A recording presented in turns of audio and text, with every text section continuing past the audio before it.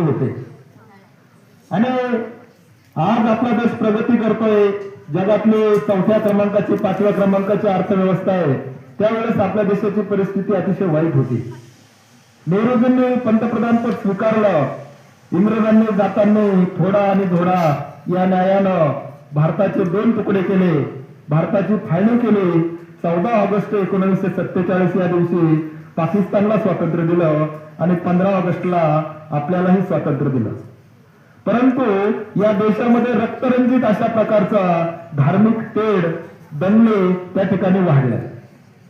पाकिस्तानमध्ये असणारे जे हिंदू लोक होते, ही लोकशाही स्थापन करण्यासाठी जी राज्यघटना निर्मिती असेल, संविधान निर्मिती असेल किंवा प्रजासत्ताक व्यवस्था आपण जी स्वीकारली असेल, या सगळ्यांचा पायाशी मूळ जर कोण असेल, कोणाची दृष्टी असेल तर पंडित जवाहरलाल नेहरू यांची होते।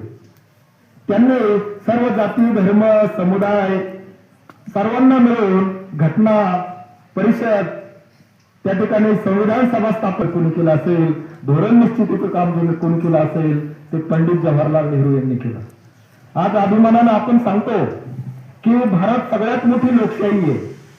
आपण शेजारच्या देशाचा जर विचार केला, पाकिस्तान एक दिवस आधी स्वातंत्र्य झाला, बनवण्याचं काम, धोरण निश्चितीचं काम पंडित नेहरूंनी केलं।